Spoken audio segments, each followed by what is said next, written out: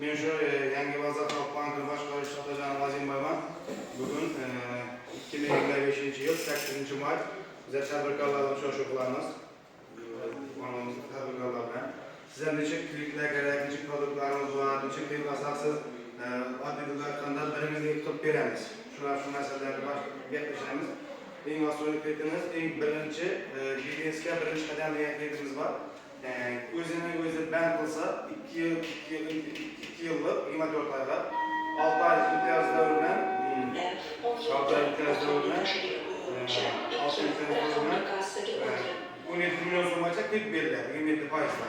Bu sizin plastiğinizde taşak plastik taşak beriladi. Birinci biznes birinchi qadam deganimiz. Bu son oilaviy tadbirkorliklar bo'yicha kliplarimiz ham bor.